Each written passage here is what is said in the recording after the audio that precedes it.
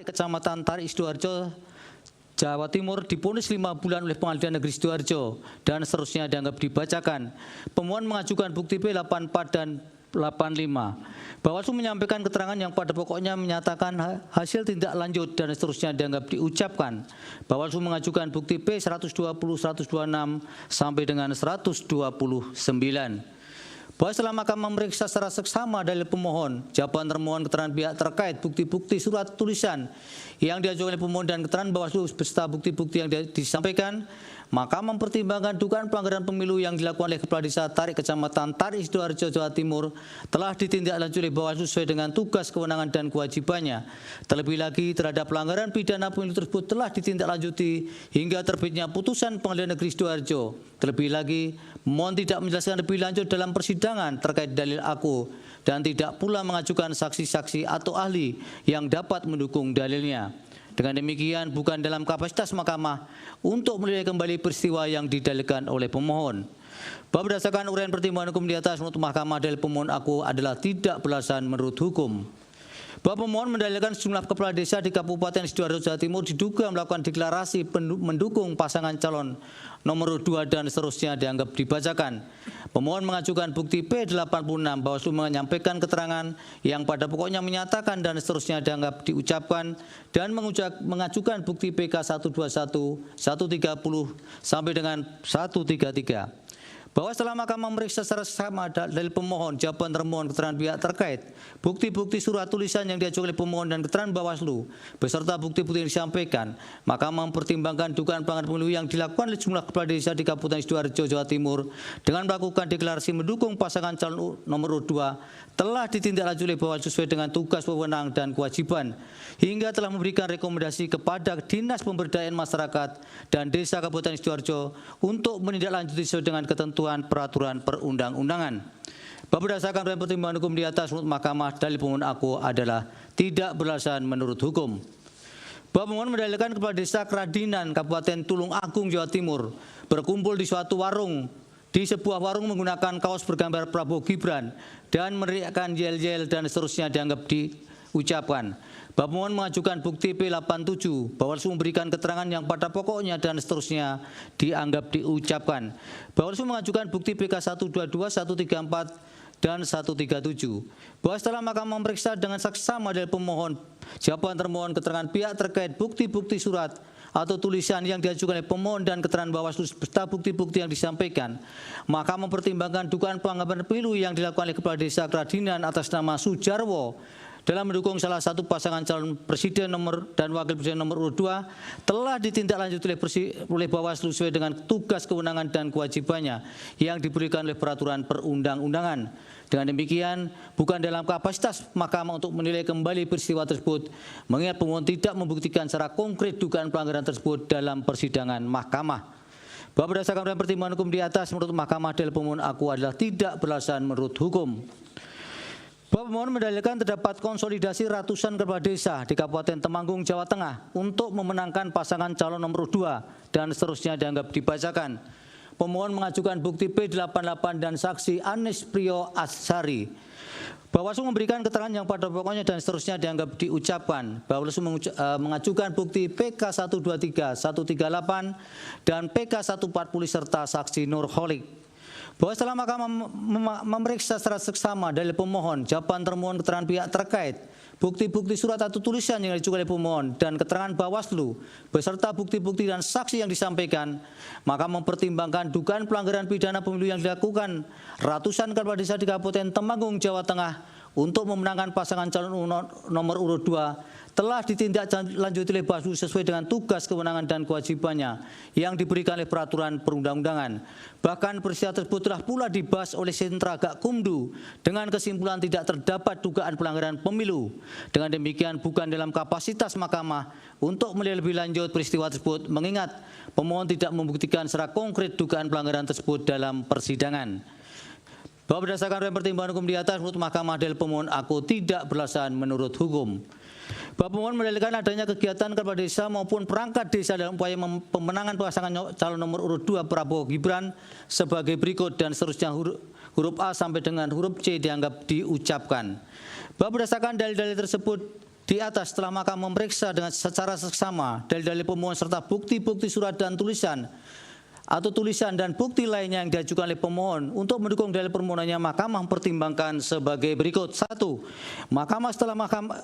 Setelah Mahkamah mencermati dengan seksama bukti yang diajukan oleh pemohon terkait dengan kegiatan silaturahmi nasional APDESI tahun 2022 yang memunculkan usulan Jokowi 3 periode, yaitu berupa bukti yang diperoleh dari pemberitaan online yang pada pokoknya dalam pemberitaan tersebut menyatakan adanya dukungan kepada Presiden Jokowi untuk melanjutkan selama 3 periode dari para kepala desa yang muncul karena aspirasi para kepala desa tersebut diterima oleh kepala negara. Berdasarkan hal tersebut, menurut Mahkamah, pemohon tidak memberikan bukti yang cukup untuk dapat membuktikan adanya pengarahan para kepala desa dalam kegiatan tersebut yang ada kaitannya dengan mendukung kemenangan pasangan calon nomor urut 2 atau setidaknya arahan ataupun perintah kepada para kepala desa untuk menyatakan dukungan Jokowi 3 periode. Sebab pada saat itu dapat dipastikan belum ada penetapan pasangan calon presiden dan wakil presiden untuk pemilih tahun 2004. Selain itu, bukti yang diajukan oleh pemohon tidak jelas menunjukkan siapa yang mencetuskan dukungan Jokowi 3 periode dan dalam konteks apa hubungan tersebut dicetuskan. Dengan demikian, Mahkamah tidak dapat menilai telah terjadi pengerahan kepala desa untuk pemenangan pasangan calon nomor 2 ataupun telah terjadi pelanggaran pemilu.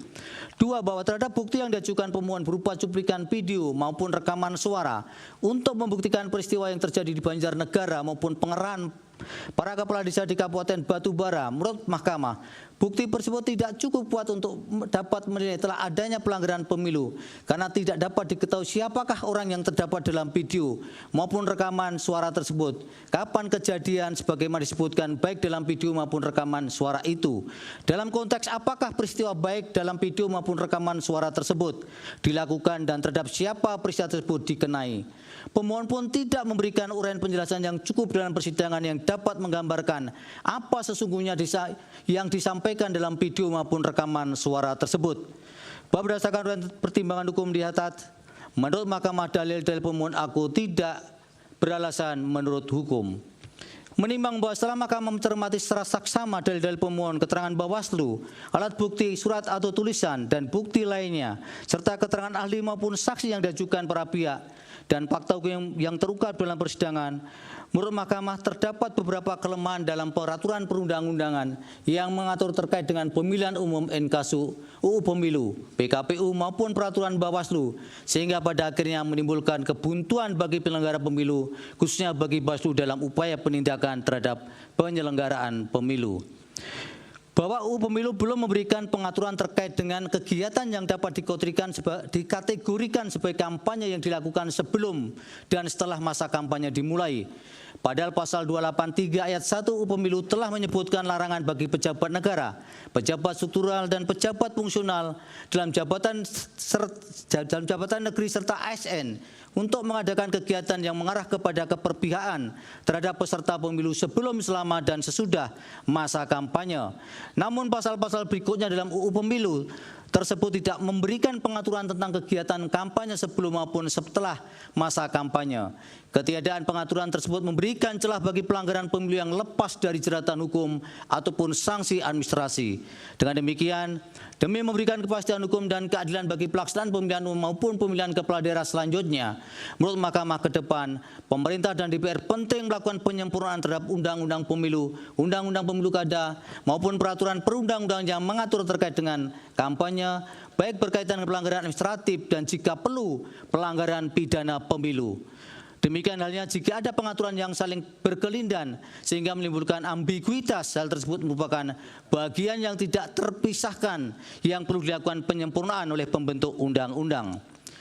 Bahwa dalam upaya menjaga netralitas aparat negara, khususnya bagi pejabat negara yang juga merangkap sebagai anggota partai politik, calon presiden dan wakil presiden, anggota tim kampanye maupun pelaksana kampanye yang sudah didaftarkan ke KPU sebagaimana diatur dalam pasal 299 Undang-Undang Pemilu, pemerintah dan DPR perlu membuat pengaturan yang lebih jelas tentang aturan bagi pejabat negara yang juga merangkap sebagai anggota partai politik ataupun sebagai tim kampanye dalam melaksanakan kampanye, yaitu pelaksanaan kampanye harus dilaksanakan terpisah, tidak dalam satu waktu kegiatan ataupun berhimpitan dengan waktu pelaksanaan tugas penyelenggaraan negara.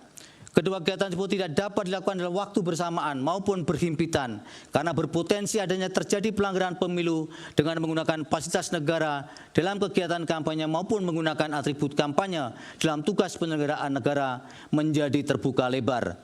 Hal mana tergambarkan dalam kegiatan yang dilakukan oleh Menteri Perekonomian Erlangga Hartarto yang melakukan pembagian sembako dan juga setelah itu menghadiri kampanye Partai Golkar sebagai Ketua Umum, dan kegiatan yang dilakukan oleh Menteri Perdagangan dalam kegiatan APSI di Semarang sebagaimana terdapat dalam subparagraf 3.17.2 dan subparagraf 3.17.7 di atas.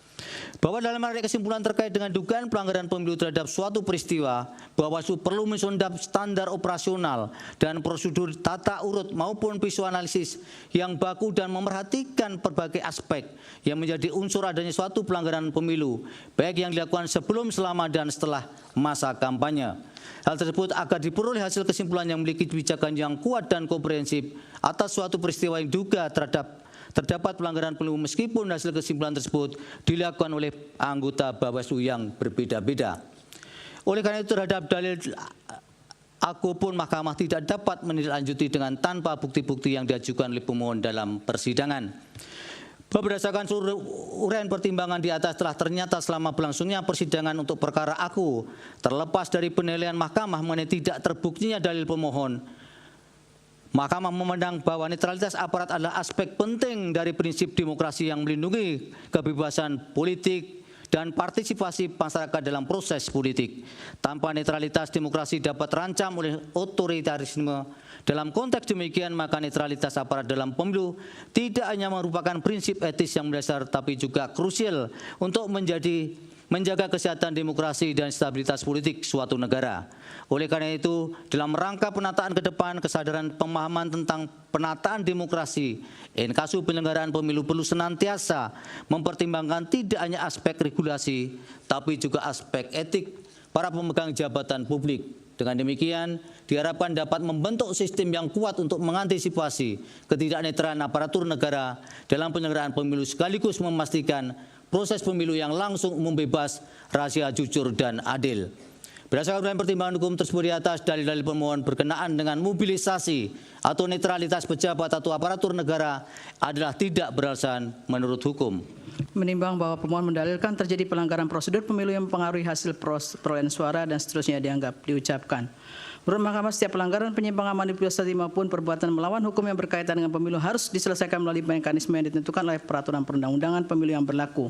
Mekanisme seperti mengharuskan adanya standarisasi sehingga dapat menjadi pegangan bagi peserta pemilu, penyelenggara pemilu maupun para petugas dalam pelaksanaannya. Hal ini juga merupakan cara untuk mencapai tujuan hukum pemilu, yakni keadilan, kepastian, dan kemanfaatan dari penyelenggaraan pemilu. Karena prinsip dasar penyelesaian sengketa pemilu bertujuan untuk menjamin dan memastikan bahwa hak setiap warga negara untuk berpartisipasi dalam pemerintahan demokrasi dapat terlaksana. Dalam menghadapi pelanggaran pemilu, penegakan hukum dan penyelesaian pelanggaran pemilu harus dapat memahami tentang alur penyelesaiannya serta lembaga yang menanganinya. Penyelesaian pelanggaran pemilu dilakukan melalui penegakan hukum pemilu yang merupakan mekanisme hukum untuk menegakkan hak pilih warga negara, baik melalui mekanisme pidana, administrasi maupun penyelesaian sengketa. Sengketa dapat terjadi antara peserta pemilu maupun peserta dan penyelenggara pemilu. Sengketa pemilu juga dapat terjadi sejak perencanaan, persiapan, tahapan hingga perhitungan suara hasil pemilu. Jenisnya dapat berupa pelanggaran administrasi, kode etik, tindak pidana pemilu, hingga sengketa pemilu, baik sengketa proses pemilu maupun sengketa hasil pemilu. Bahwa dalam kerangka penegakan hukum pemilu, Undang-Undang Pemilu telah mengatur mekanisme penanganan keberatan atas pemerasan hukum yang ditimbulkan baik melalui Bawaslu dan jajarannya, Gakumdu, DKPP, PT-UN, dan Mahkamah Konstitusi. Proses penanganan pelanggaran pemilu sangat penting untuk memenuhi rasa keadilan karena akan menjamin proses demokrasi yang dikehendaki semua masyarakat. Keadilan pemilu setidaknya memperhatikan beberapa hal. Pertama, menjamin bahwa setiap tindakan, prosedur, dan keputusan terkait dengan proses pemilu sesuai dengan kerangka hukum. Kedua, melindungi atau memulihkan hak pilih masyarakat. Ketiga, memungkinkan warga yang meyakini bahwa hak pilih mereka dilanggar dapat mengajukan pengaduan, mengikuti persidangan, dan mendapatkan putusan. Sistem keadilan pemilu merupakan instrumen penting untuk menegakkan hukum dan menjamin sepenuhnya penerapan prinsip demokrasi melalui pelaksanaan pemilu yang langsung, umum, bebas, rahasia, jujur, dan adil. Menimbang bahwa berdasarkan pertimbangan hukum tersebut di atas, Mahkamah selanjutnya akan mempertimbangkan dari pelanggaran prosedur pemilu yang meliputi bahwa pemohon mendalilkan terdapat 502.564 kejanggalan dalam daftar pemilih tetap DPT Jawa Tengah dan seterusnya dianggap diucapkan. Pemohon mengajukan bukti P105 dan bukti P148 serta saksi Adnin Armas. Termohon menyampaikan jawabannya pada pokoknya persoalan 502.564 kejanggalan dalam DPT di Jawa Tengah telah diperiksa dan diputus oleh Bawaslu Jawa Tengah dan seterusnya dianggap diucapkan. Termohon mengajukan bukti T17, bukti T18 dan bukti T60. Pihak terkait memberikan keterangan pada pokoknya membantah dalil pemohon aku dan seterusnya dianggap diucapkan. Pihak terkait mengajukan bukti PT 4. Bawaslu menyampaikan keterangan pada pokoknya Bawaslu menerima laporan dugaan pelanggaran pemilu terkait manipulasi DPT lalu membuat kajian awal dan seterusnya dianggap diucapkan. Bawaslu mengajukan bukti PK 163 sampai dengan PK 169 serta saksi Nurholik. Bahwa selama Mahkamah memeriksa dengan sesama dalil pemohon, jawaban termohon, keterangan pihak terkait, bukti-bukti surat tulisan yang diajukan pemohon, termohon dan pihak terkait serta saksi pemohon dan saksi Bawaslu. Keterangan Bawaslu beserta bukti-bukti yang diajukan dan fakta yang terungkap dalam persidangan Mahkamah mempertimbangkan sebagai berikut. Bahwa persoalan kejanggalan DPT di Jawa Tengah dilaporkan kepada Bawaslu Jawa Tengah oleh Listiani Widyaningsih yang merupakan Timnas Amin pada tanggal 6 Februari 2024. Bukti P105 dan bukti PK 165. Laporan dimaksud mendasarkan pada berita online dari HTP dan seterusnya yang memberitakan adanya 54 juta DPT bermasalah di Indonesia. Sebagian diantaranya terdapat di Jawa Tengah. Timnas Amin kemudian melakukan pengecekan dan mendapati adanya 502.564 kejanggalan dalam DPT di Provinsi Jawa Tengah, kemudian melaporkannya kepada Bawaslu Jawa Tengah. Laporan aku oleh Bawaslu Jawa Tengah telah ditindaklanjuti dengan menyusun kajian awal bertanggal 9 Februari 2024 yang berkesimpulan bahwa laporan tidak memenuhi syarat material karena Bawaslu Provinsi Jawa Tengah kesulitan mengidentifikasi bukti yang disampaikan oleh pelapor sehingga direkomendasikan agar pelapor melengkapi syarat formil dan atau syarat material bukti PK 168. Kemudian Bawaslu Provinsi Jawa Tengah memeriksa laporan aku dalam persidangan dan memutus dalam putusan nomor 001 dan seterusnya dengan amar yang menyatakan bahwa terlapor tidak terbukti melakukan perbuatan melanggar tata cara, prosedur dan mekanisme pada tahapan pemilu sesuai dengan ketentuan peraturan perundang-undangan. Video bukti T17 sama dengan bukti PT4 dan sama dengan bukti PK 169. Dalam pertimbangan putusannya, Bawaslu Jawa Tengah mendasarkan pada fatwa bahwa KPU terbukti telah melakukan pemuktahiran data pemilih sesuai dengan ketentuan peraturan perundang-undangan.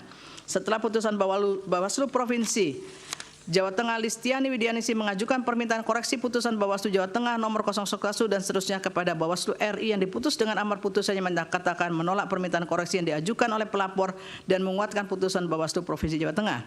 Bukti T18 PT 5. Bahwa terhadap fakta-fakta hukum di atas, menurut Mahkamah persoalan adanya kejanggalan dalam DPT di Provinsi Jawa Tengah yang pemohon dalilkan merupakan pelanggaran administratif pemilu yang menjadi kewenangan Bawaslu untuk menyelesaikannya dan telah ditindaklanjuti oleh Bawaslu Provinsi Jawa Tengah dan Bawaslu dengan melakukan pemeriksaan terhadap laporan aku. Oleh karena itu, menurut Mahkamah, permasalahan tersebut harus dinyatakan telah selesai. Seandainya benar terdapat kejanggalan dalam DPT di Jawa Tengah, sebagaimana didalilkan pemohon kuat non, pemohon juga tidak dapat membuktikan bahwa DPT yang janggal tersebut disalahgunakan dan mempengaruhi perolehan suara pasangan calon. Bahwa berdasarkan uraian pertimbangan hukum di atas menurut Mahkamah, dalil pemohon aku adalah tidak beralasan menurut hukum. Bahwa pemohon mendalilkan surat suara tercoblos pada pasangan calon nomor urut 2 di TPS 1 Desa Lemah Dur, Kecamatan Adiwerna, Kabupaten Tegal, Jawa Tengah dan seterusnya dianggap diucapkan. Pemohon mengajukan bukti P10 dan seterusnya dianggap diucapkan serta saksi Ahmad Husairi. Termohon menyampaikan jawabannya pada pokoknya KPPS TPS 1 Desa Lemah Dur telah memberikan surat suara pengganti dan seterusnya dianggap diucapkan. Termohon termohon mengajukan bukti T21, T22 dan bukti T55. Pihak terkait memberikan keterangan pada pokoknya membantah dalil pemohon aku dan seterusnya dianggap diucapkan. Pihak terkait mengajukan bukti PT44A, bukti PT44B dan bukti PT46A dan bukti PT46B. Bawaslu menyampaikan keterangan dan seterusnya dianggap diucapkan. Bawaslu mengajukan bukti PK 175 tetap saksi Iji, Jalani dan Jaki M. Zamzam. Bahwa setelah Mahkamah memeriksa dengan sesama dalil pemohon, jawaban termohon, keterangan pihak terkait, bukti-bukti, surat dan tulisan dan lainnya yang diajukan pemohon, termohon dan Bawaslu serta saksi pemohon dan saksi Bawaslu. Keterangan Bawaslu beserta bukti-bukti yang diajukan dan fakta hukum yang terungkap dalam persidangan Mahkamah mempertimbangkan sebagai berikut. Bahwa terjadinya peristiwa surat-surat yang telah tercoblos pada kotak pasangan calon nomor urut 2 di TPS 1 Desa Lemah Dur, Kecamatan Adiwerna, Tegal yang didalilkan oleh pemohon dibenarkan oleh termohon dan Bawaslu. Pemohon mengajukan bukti PK 106 dan Mahkamah memeriksa secara sama video dimaksud dan menemukan bahwa Video tersebut hanya memperlihatkan pemilih yang protes dan menunjukkan surat suara yang telah tercoblos pada kotak pasangan calon nomor urut 2. Dalam video tersebut tidak dapat diketahui apakah memang surat suara telah tercoblos saat pemilih menerima surat suara dari petugas KPPS ataukah surat suara tercoblos saat pemilih masuk dan hendak melakukan pencoblosan di bilik suara. Ketidakjelasan kapan surat suara itu tercoblos ditegaskan pula oleh Ketua Kabaslu Kabupaten Tegal yang diwawancarai. Video bukti P106. Dalam video bukti P106 dimaksud Ketua Bawaslu Kabupaten telah menjelaskan bahwa surat-surat yang telah dicoblos itu kemudian disobek oleh suami pemilih yang protes dan oleh KPPS dinyatakan sebagai surat suara yang rusak dan pemilih diberikan surat suara baru untuk kemudian melakukan pencoblosan. Ketua Bawaslu Kabupaten Tegal juga menerangkan bahwa surat suara tersebut dinyatakan sebagai surat suara rusak dan pemilih diberikan surat suara baru untuk melakukan pemilihan. Hal demikian bersesuaian dengan bukti termohon berupa kronologi jawaban terkait surat suara tercoblos di TPS 01 Desa Lemah Dhuwur, Kecamatan Adiwerma, Kabupaten Tegal, video bukti T21. Bersesuaian pula dengan laporan hasil pengawasan pemilu di TPS 01 Desa Lemah Dhuwur, video bukti PK 175. Yang lebih lanjut menjelaskan bahwa surat suara yang dinyatakan rusak dan tidak terpakai termasuk sisa surat suara cadangan dan surat suara keliru tercoblos kemudian dimasukkan ke dalam kotak suara masing-masing sesuai dengan jenis pemilunya dan kotak suara disegel serta digembok untuk dibawa sebagai bahan rekapitulasi di tingkat kecamatan. Kejadian ini kemudian dicatatkan sebagai kejadian khusus dalam form C kejadian khusus video bukti T21. Bahwa selanjutnya terhadap kejadian di TPS 01 Desa Lemah Dhuwur, tim sukses pemohon bernama Listiani Widianingsih melaporkan kepada Bawaslu Provinsi Jawa Tengah video bukti PK107. Namun baik pemohon, termohon dan pihak terkait tidak melampirkan bukti mengenai tindak lanjut dari laporan tim sukses pemohon dimaksud. Terhadap kejadian protes oleh pemilik di TPS 01 Desa Lemah Dhuwur ini oleh petugas pengawas TPS kemudian dijadikan catatan dugaan pelanggaran pasal 531 Undang-Undang Pemilu karena pemilih telah menghalangi seseorang yang akan menggunakan hak pilihnya serta melakukan kegiatan yang menimbulkan gangguan ketertiban. Bukti T21. Mahkamah juga mendapati bukti bahwa pemilih yang melakukan protes di TPS 01 Desa Lemah Dhuwur yaitu Mukhlisos dan Muhammad Amin mengajukan permohonan maaf tertulis kepada KPU, Bawaslu dan Kepolisian Resort. Selain itu terdapat pula bukti jadwal sidang perkara pidana pemilihan presiden dan wakil presiden pada Pengadilan Negeri Slawi dengan terdakwa Mukhlisoh, Muhammad Amin dan Hardian Arif Setiadi, bukti T21. Bahwa selanjutnya Mahkamah juga memeriksa bukti formulir C hasil di TPS 01 Lemah Dhuwur yang diajukan termohon video bukti T21 yang memperlihatkan bahwa pada bagian kedua data penggunaan surat suara dalam kolom jumlah surat suara yang dikembalikan oleh pemilih karena rusak atau keliru coblos tercatat sejumlah 2 surat suara.